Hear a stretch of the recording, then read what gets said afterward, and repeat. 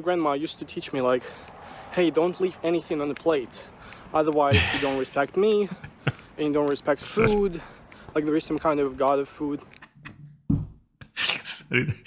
Oh, that's tremendous. Like there is some kind of god of food. Like she feels this way. And basically, yeah, she made me to finish my food. So I have this habit. And if I come to an American restaurant Oh my God. and there is a bunch of food, of course I'm gonna finish it if it's there.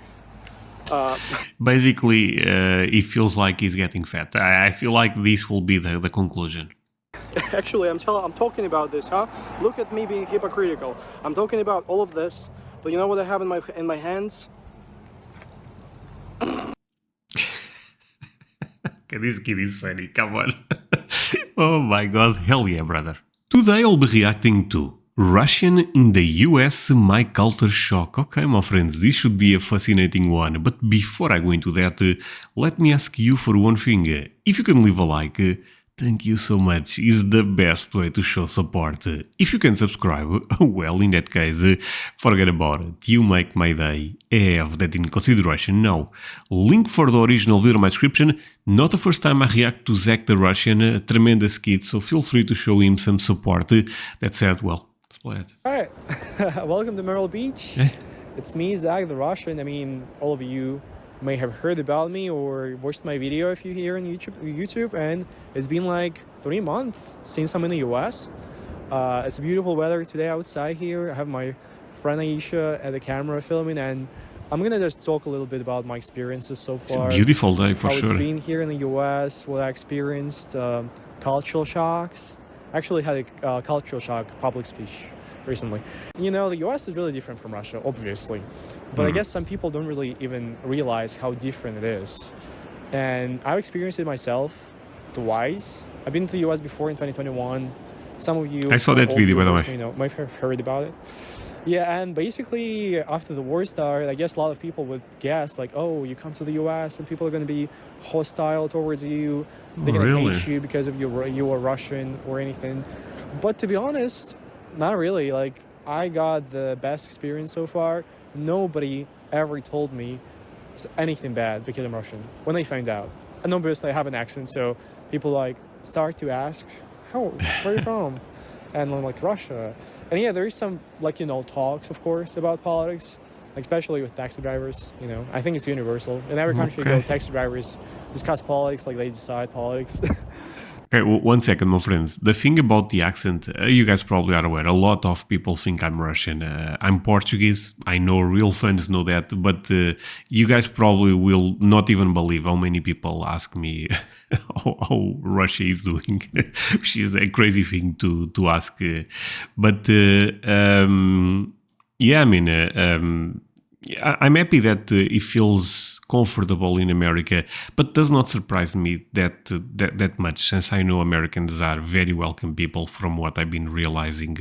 So I'm happy for him, but it's really interesting to see a Russian perspective. I feel like I react to a lot of UK stuff or even French, but Russian is a specific...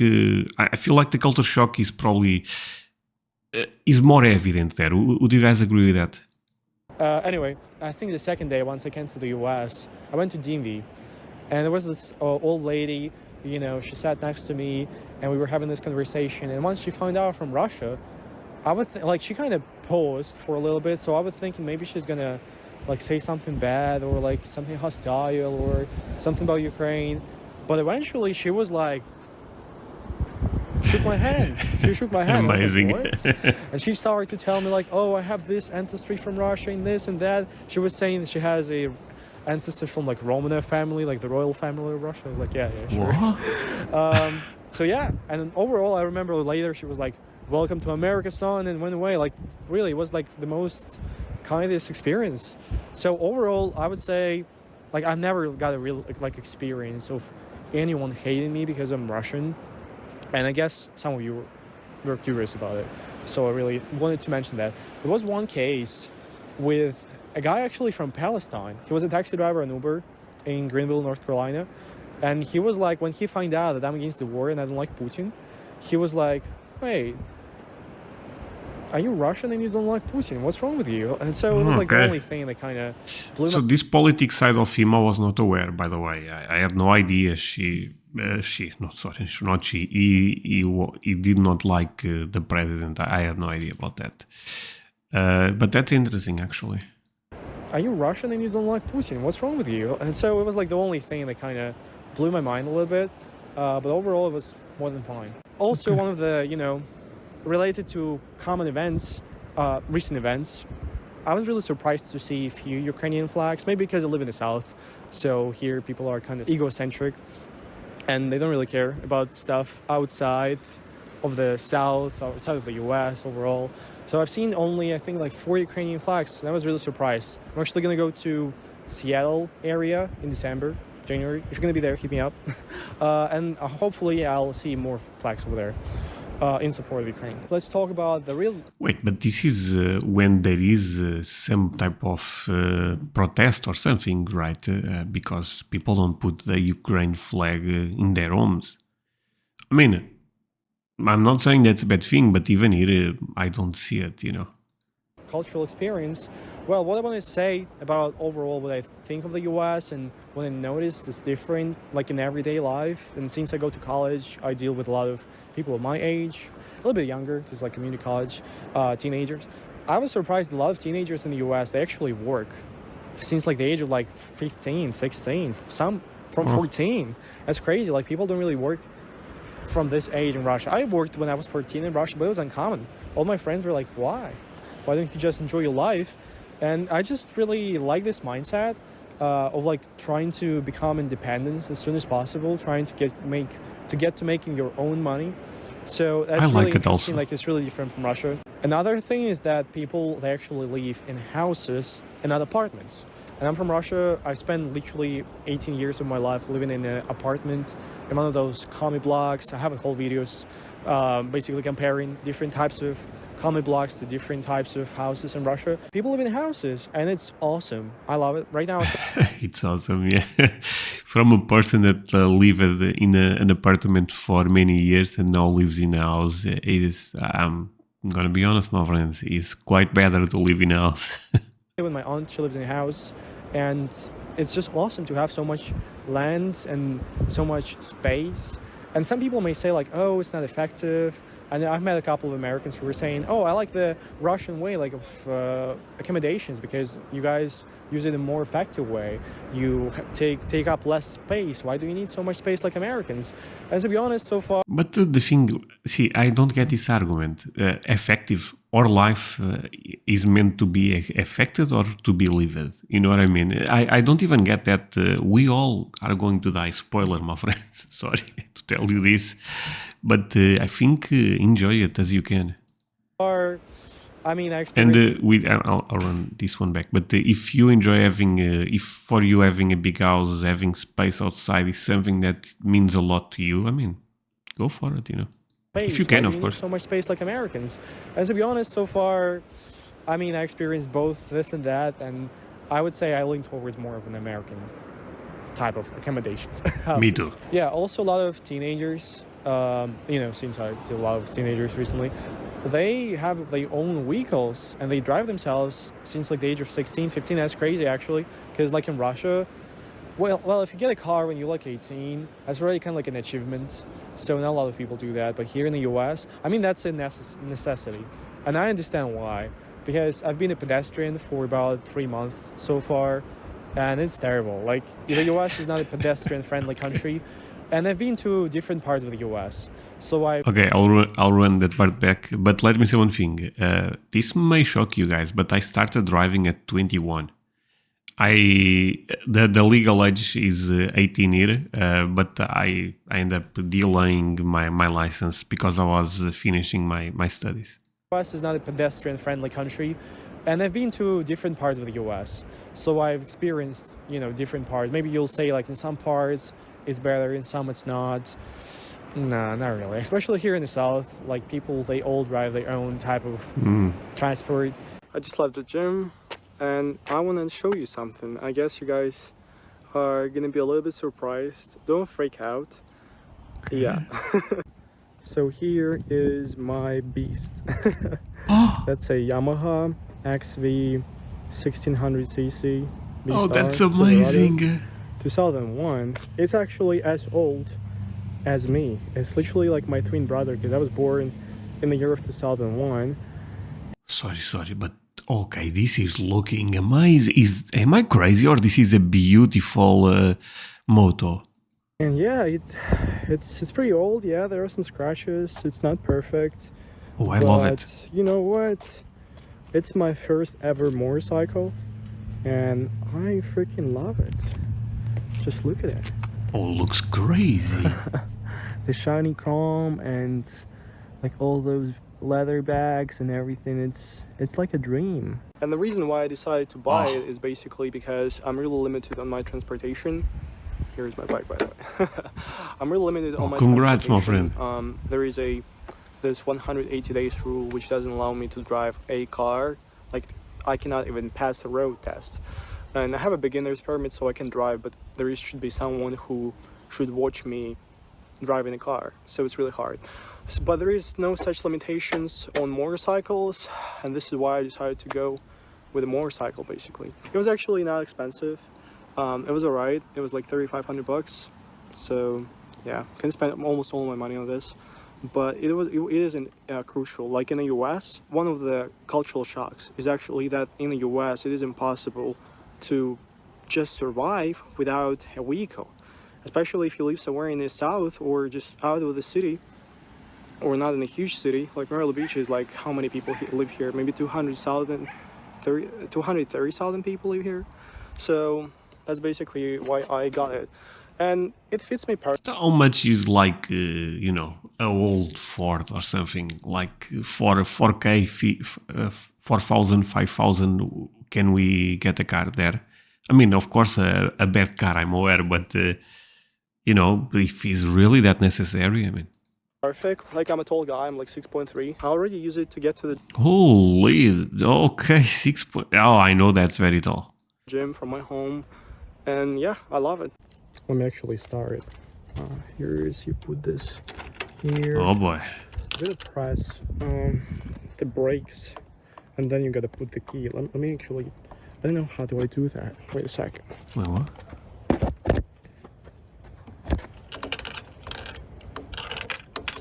Oh no, it's not working. For those who never drove bikes, so basically before you start, it should be in inertial position, like the transmission should be in inertial position. Okay. And here you press the kill switch and start the bike. Hell yeah, brother. Wow. It is a little bit loud. I didn't want it to be that loud, but you know, What? it is what it is. No, it's perfect. I bet some of my neighbors already hate me for the sound, but I can't really do anything about it. Right now I have a motorcycle, but before I bought a motorcycle, I felt like I'm a disabled person. Like, you know, every time you gotta go somewhere, you cannot walk. There are highways everywhere. They surround you everywhere. So you cannot just go and walk. Even though I live by the ocean, it's literally the first time in 2 months I made it to the ocean. Yeah, hope you guys enjoy it a little bit, like I do. Yeah, so it's not really a pedestrian-friendly country, but at the same time, the transport is really affordable, so it's not like a really big problem. And overall, like, you know, you can get a driver's license, or at least like a permit for beginners in an easy way. There are some restrictions to it, of course, but yeah. Yeah, I remember I filmed my first video from the US in 2021, and a lot of you actually remembered my phrase that the grass is always greener on the other side, and it's actually greener here, and I still stand to the point. It is greener in the US. And the main reason for that... Okay, to be honest, the example, I reacted to that video. If you go back and look at my reaction, or even to his video, he said that, but he also showed the Russian grass and it was black. You know, so I remember also saying, my friend, it will always be greener no matter where you go. People care for the grass. They cut it, they water it every time. They really do. So it is really greener on this side, not other side. I believe it. I mean, when I was in Russia, it was other side. So it is greener. All right. I still stay to the point, even though some of you wanted to debate with it. I remember people were like texting me like in Insta or like in emails, like, hey, Zach, it's not like that easy. Well, it is. Like in Russia, maybe like in Sochi, in Moscow, it can be like green, okay. Because I mean, all the oligarchs live there, so they want it to look pretty. But like from my hometown, like the far east of Russia, bro, if you see grass, I remember the first time I come to Moscow, I've seen the grass. I've literally felt like I have some kind of like a kink to the grass, to the freaking grass. I know, maybe the kink is not the right word, but anyway, that's what I really felt like. Yeah, and also I really wanted to say about like the American mindset, kind of, about this feeling of community. So like right now we live in a house, and I'm surprised all the houses, they kind of separated like communities. So there's like a community, like I live, the community where another person lives, and they have like their associations. They pay some money for associations. It's not really a common thing in Russia. Like it's really rare. It's like a new concept basically. So it's really nice. You know, people, even like with Halloween, it was like Halloween a couple of days ago, and even with Halloween, you go from house to house, you meet your neighbors, you meet people in the community, you make friends, you make acquaintances, and it all keeps this feeling of community, feeling of being a part of something alive. And same goes with churches or, you know, other religious organizations you attend. You know, it builds up the feeling of community. People talk to each other. People interact with each other. Because in Russia, you are not supposed, if you go to the church, you are not supposed to even talk to anything to your, you know, a person sitting next to you. Or after the service, you're not supposed to go and meet the people. You come there, you pray to God, you go out. That's it. So it's really nice to have this feeling of community, and I feel like it's not only religion, it's like in American culture. Even though they used to say like, oh, US is more of an individualistic culture, while like the Soviet Union used to be socialism, so it's more like collectivistic culture. But I feel like it's opposite, to be honest. Maybe now, because like the Soviet Union collapsed and I didn't experience it. I was born in Russia, not in the USSR. So, but it is from what I feel from my experience. And yeah, speaking of... Actually, I really like it, the way Nepesh sharing his perspective there, because I also feel like Americans, specific... I'm not going to talk about big cities, of course, but specific in the South, like he's mentioning, or even in places like Texas, I feel like people are really united, you know? In the USSR. So, but it is from what I feel from my experience. And yeah, speaking of churches, people are so way more religious in the US than in Russia, surprisingly. I mean, not surprisingly, there are many reasons to that. I actually mentioned that in my video about... Wait, only 88% in Russia? I thought it was more. Okay. The church, you can check it out. I guess the link is going to be somewhere here. And also... To be honest, I thought it was also more... Oh, this is Christians, okay. No, but Christianity is so big in America. I also thought this was more in America, to be honest, my friends. I thought this was, I don't know, 60, 70, you know. And in Russia, at least 30, you know what I mean? Those numbers are really low. Also, just overall, really religious, but not as religious as in Georgia. So I've been living in Georgia. People in Georgia are extremely religious. It's like Orthodox Christianity, and it's extremely religious. But here in the US, it's kind of like in the middle, and I enjoy it as being an atheist, so yeah.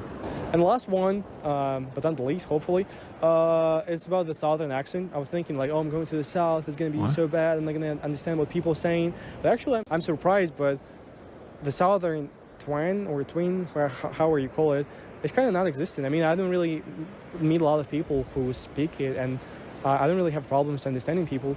I don't really know how did it worked out. Maybe that's because of the Myrtle Beach is really like a place where people come from all over the states. But it's kind of interesting that, you know, I can understand people. I don't really struggle. I don't have this Southern twin as, for example, like Slava from Russian Plus channel, who lived in Tennessee for 2 years and became like a Southern. That's crazy. So, what? A Russian ended up picking up the accent? Oh, that's amazing. I love the Southern accent. I think it's one of the most beautiful ones. So, yeah, overall, that's all about my cultural shocks. I wouldn't say it was like as severe right now as it was in 2021. Because in 2021, when I came, it was like mind-blowing. Right now, it is different. It's just more chill. You know, there are different stages and phases of cultural shock. You can check it out. There is a whole study, actually, the whole science, not science, but like a field of science actually says that there are different cultural shocks and different stages of it. One of the things which I don't really like about the US, and it's also considered as a cultural shock, is the amount of calories people here eat. Just American diet overall. Everything is extremely sweet, even like in bread. Imagine, in a bread, it's really hard to find bread with no sugar. In Russia, yeah, you're supposed to add sugar, but like 1 gram, not like 20. And just overall, if you 20? No, that was a joke, right? see the family is obese, the kid is also going to be obese. And it's not even because of genetics. I feel like it's just because of people's culture towards food. The portions are crazy. And me as a Russian who comes from Russia, and my grandma used to teach me like, hey, don't leave anything on the plate, otherwise you don't respect me and you don't respect food. Like there is some kind of god of food, like she feels this way. And oh, sorry, but that was funny. Because okay, sorry, I should not be laughing at this, but okay, sorry. Let's try it back. But oh man, he said the portions are so big, and my mother always said to not leave anything on the plate. Sorry. Oh, that's tremendous. Like there is some kind of god of food, like she feels this way. And basically, yeah, she made me to finish my food, so I have this habit. And if I come to an American restaurant and there is a bunch of food, of course I'm gonna finish it if it's there. Basically, he feels like he's getting fat. I feel like this will be the conclusion. Actually, I'm talking about this, huh? Look at me being hypocritical. I'm talking about all of this, but you know what I have in my hands? Okay, this kid is funny. Come on. Oh my god, hell yeah, brother. I'm done. Enjoy the sunset. Yeah, I already ate one. I had this dream when going to the US, to Myrtle Beach, Oh that god, I'm crying. every day after college I'm gonna go by the beach. I didn't know that I will need some transport, some vehicle to do that, but the reality is always different. But overall, look at that. I'm a happy kid with a bunch of donuts. I'm gonna pull out my towel, beach towel, and yeah, talk about culture shock a little bit. So the second Oh, this kid is living the life, my friends. cultural shock, which is negative culture shock, is about guns. I know there's gonna be a Uh-oh. Hot topic. bunch of you folks out there with a bunch of ARs stored in your garage who are gonna say, Zach, you don't understand anything about the US, that's about our freedom. And I understand that, yeah, there is this stake, like you want to make sure the government will not take over all your freedoms and all your rights, and the guns keep To be honest, you protect should your know rights. this. But still, the feeling of unsafeness about the guns is present just in the air. People speak about it all the time, about mass shooters. Like even my Russian relatives here, they are afraid. Wait, really? Would you guys agree with this? Specific in the south? For example, my Russian aunt, she has a child and she goes to school, and my aunt literally went to talk to a principal about installing bulletproof windows in schools because she's Holy afraid smokes. of that. My professor at my college said, like, I wish we would have a bulletproof windows. And every time, you know, there is a mass shooting happening or any kind of shooting, she always mentioned that she just feels unsafe. And overall, seeing all of those signs like no guns are allowed, that's crazy. Actually, I also remember that. Okay, that's weird actually. Not gonna lie, my friends, that's a bit weird. Inside this building. Wait, but you can carry a weapon into a building that is not yours. In school, I knew at least I think 2 classmates who actually have guns, and it seems like it is so easy to get them here. It's just crazy. And you know, especially in schools, who knows what's happening in schools? Like, who knows about the emotional status of those people? And I'm pretty sure there is no, like, you don't really have to go through a lot of stages to get a gun, and it's super easy. So overall, Okay, I'll run that part back. But let me say one thing. This is where I think someone is lying to me. I'm not gonna lie. Okay, that actually, no pun intending. The thing is, every time I react to gun stuff, a lot of people tell me it's very easy to get one. But there is another bunch of people that tell me it's not easy at all. I actually don't know at this point. I mean, I really see people making opposite arguments. In the middle, there is nothing, basically. It's kind of crazy. But this, I don't know. You don't really Tell me have in to the go comments. through a lot of stages to get a gun, and it's super easy. So overall, I feel like I'm safe because of guns. Statistics kind of prove that. If I compare US to Canada and like level of violence with firearms in the US comparing to Canada, and I think that those are the two important countries to compare because they are in the same land, they are the neighbor countries, speak the same language, people are almost the same, and to be honest, I don't really feel when I meet Ooh, that's a hot take, my brother. People are basic. Oh no. Oh no, he said Americans are like Canadians. Okay. Canadian, I never can tell a difference if it's a Canadian person or if it's a American from the north. It's like November. This guy just came over to me and said that he doesn't have shower, doesn't have water at his home, so he came here by the ocean to actually swim. So I wanted to also say things about motorcycle because it's been like a day and I was thinking, did I tell enough about the motorcycle? Well, basically, the reason why I got it is not because I want to and like it was my dream or something. I actually hated the idea that I need to get a motorcycle. But it is a necessity to get a motorcycle just to be able to move around, to go to college, to go to the beach, even to the beach here. It's impossible to walk. It's going to take like 3 hours one way. It's the US. It's impossible to leave without a car. And overall, I feel like I need to do more vlogs, more content outside of my bedroom. And for this, it's impossible to actually just walk to places or call Uber all the time. Uber is really expensive in the US, not like in Georgia or Russia. So yeah, that's also part of the reasons I got a motorcycle. Not because like I really wanted to get a Harley and like, you know, flex around. What the hell is this footage? No, I actually always hated the type of the people who drive motorcycles. But here you are. We become what we hate. That's how the Russians say sometimes. So yeah, overall, I'm really happy about my life right now.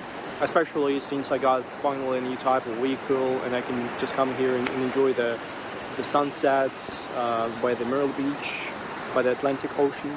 Yeah, overall life is really nice. Hopefully to publish more content. I think overall he is having a great time in America. Probably having a car would be fantastic for him instead of the moto, I feel like. But from real life. And I also believe the controversial thing that he ended up sharing here, that I know a lot of you guys will probably debate in the comments, is the gun stuff. But I feel like that's always a topic that is if you have a European, not just European, if you have someone outside of America, I feel like this tends to be a topic. Hopefully to travel more. Got a couple of ideas. You tell me your ideas in the description below about everything, and we'll see if I'm gonna do something which you guys suggested me to do. But for now, it was me, Zach the Russian. Thank you for watching the video. Hope you enjoyed it. Also, don't forget to smash the like button, subscribe. There's a Patreon page, of course. Unfortunately, there's not much of an exclusive going on, but this way you can support me with the less commission being taken from other third parties. And overall, yeah, as usual, I wish peace in Ukraine, freedom in Russia. See you in the next videos. Bye. Thank you, my friend.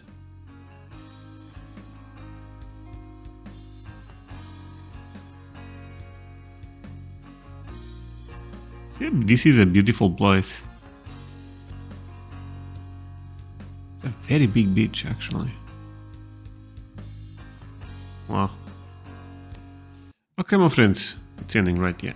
Thank you so much for watching this with me. Really means a lot that you guys end up staying until the end. It's always a pleasure to spend this time with you. And yeah, see you guys in the next one.